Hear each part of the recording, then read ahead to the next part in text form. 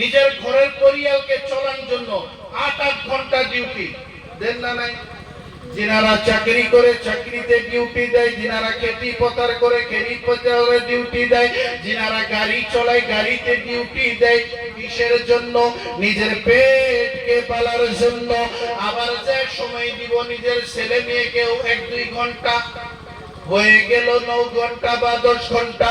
আবার নিজের বন্ধু বান্ধবকে 2 ঘন্টা দিব, হয়ে গেল 12 ঘন্টা। আবার কি করে ঘুমায়ে যাব 6 ঘন্টা, হয়ে গেল 18 ঘন্টা। মুমিন মুসলমান আবার মোবাইলে টিভিতে ব্যবসাতে কিবাতে 2 ঘন্টা, হয়ে গেল 20 ঘন্টা। কয় ঘন্টা বাকি থাকলো? 6 ঘন্টা। এই 6 ঘন্টাতে আপনারা আমরা ফালতুমি করে ঘুরি, কিন্তু আমরা আল্লাহকে সময় দেই না। আপনি হিসাব করেছেন না? নাই। 5 ওয়াক্ত নামাজ আল্লাহ রাব্বুল আলামিন আমাদেরকে ফরজ করেছে। এই 5 ওয়াক্ত নামাজ যদি আমরা পড়ি, মাত্র 2-1.5 ঘন্টা সময় যায়।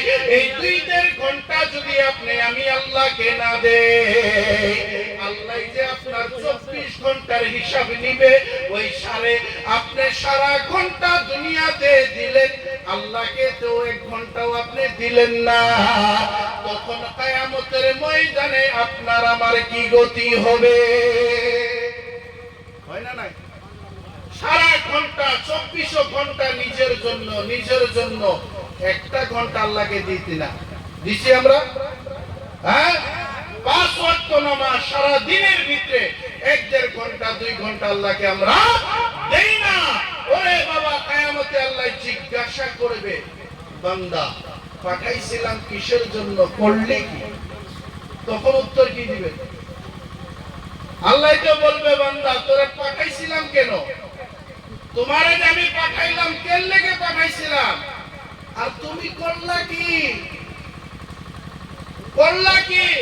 তখন বলবেন হাইহাতা হাইহাতা, লা আদরি, আফসোস আফসোস, আল্লাহ আমি দুনিয়াতে কিছু করতে পারি নাই।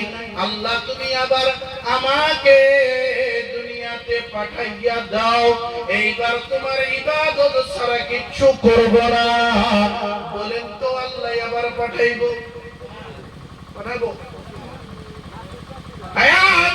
কবরে হাসরে যখন আমরা এরকম ভাবে বলবো, আল্লাহ পাঠাও এবার ইবাদত করব, আল্লাহ কোনো সময় পাঠাইবে না।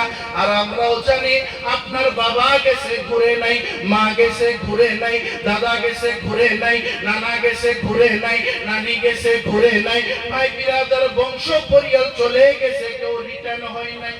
হইছে? আপনিও যাবেন, ঘুরবেন না, রিটার্ন হবেন না, তো বোঝা গেল আপনার মূল্য নাই।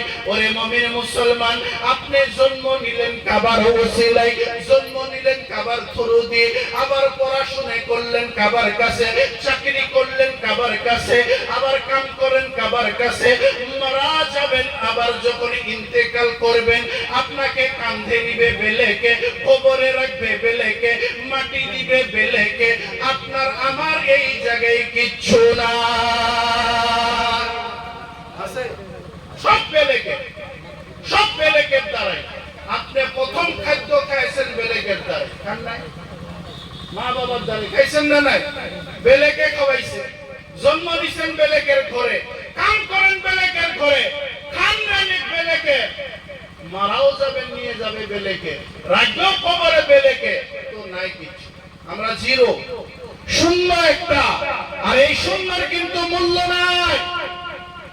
শূন্যের মূল্য তখন হবে যখন তার আগে কিছু সংখ্যা লাগবে, ঠিক কিনা?